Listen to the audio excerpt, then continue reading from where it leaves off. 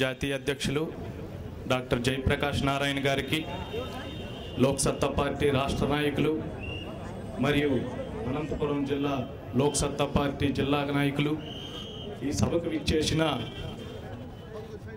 అందరికీ కూడా నమస్కారం. పెద్దలు చాలా విషయాలు చెప్పారు. ఇంకా పెద్దలు చాలామంది మాట్లాడాల్సి ఉంది కాబట్టి ఎక్కువ సమయం తీసుకోకుండా 2 నిమిషాల్లో ముగిస్తాను. ఇవాళ రాష్ట్రంలో పరిస్థితిని అంచనా వేయటం కోసం ఎప్పుడో ప్రఖ్యాత సామాజిక శాస్త్రవేత్త క్లిట్గార్డ్ గారు ఒక మాట చెప్పారు. ఏ సమాజంలోనైతే నీతి తప్పిన వారు విజయం సాధిస్తారో, ఎక్కడైతే నేరస్తులు ఆరాధ్యులుగా మారిపోతారో, ఎక్కడైతే విలువల పతనమై అవకాశవాదం రాజ్యమేలుతుందో, ఎక్కడైతే అసమర్థ పాలన ప్రజల ఉదాసీనత కొనసాగుతుందో, ఎక్కడైతే అవినీతి సర్వత్రా తాండవిస్తున్నా పట్టించుకోకుండా ప్రజలు తమకు కావలసిన వాటా కోసం అర్రులు చేస్తుంటారో, అప్పుడు అక్కడ ఆ వ్యవస్థకు సంబంధించి పునఃసమీక్షకు సమయం ఆసన్నమైందని అర్థం. అప్పుడు ప్రజలు తమ గురించి, తమకు సంబంధించిన వారి గురించి, తమ చుట్టూరా ఉన్న వారి గురించి, తమ కార్యకలాపాలకు సంబంధించి అంతర్ముఖులు కావాలి అని జాగ్రత్తగా మనం గమనిస్తే ఈవేళ రాష్ట్రంలో, మన దేశంలో ఇదే స్పష్టంగా ప్రతి వ్యక్తికి కళ్ళకు కట్టినట్టుగా కనిపిస్తుంది.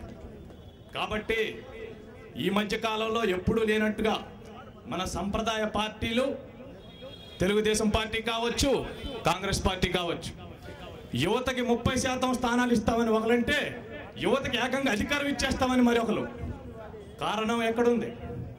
గత ఎన్నికల్లో ఎప్పుడు ఎన్నికలు వచ్చినా వాళ్ళు చెప్పేది ఈ మాటలే. కానీ ఎన్నికలు వచ్చేసరికి ఆ ఎన్నికల్లో టిక్కెట్లు ఇచ్చేది వాళ్ళ కొడుకులకి, వాళ్ళ కూతుళ్ళకి, వాళ్ళ బామ్మర్తులకి, అందమ్ములకి, చుట్టాలకి, బంధువులకి తప్ప సామాన్య యువతరానికి ఎంతమందికి టిక్కెట్లు ఇచ్చారో చెప్పి ఇప్పుడు సమాధానం చెప్పండి అని చెప్పి యువసత్తా, లోక్ సత్తా మీకు గొంతెచ్చి డిమాండ్ చేస్తుంది.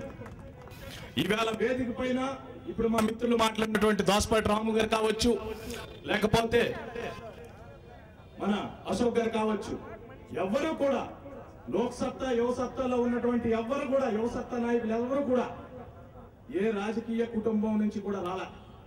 రాష్ట్ర నాయకులుగా ఇవాళ లోక్ సత్తా పార్టీ ఒక వేదికనిచ్చింది.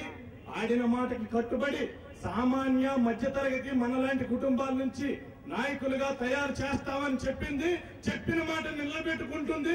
వచ్చే ఎన్నికల్లో 50% టిక్కెట్లు ఇస్తామని డాక్టర్ జయప్రకాష్ నారాయణ గారు మొన్న పార్టీ వార్షికోత్సవ సభలో చెప్పారు.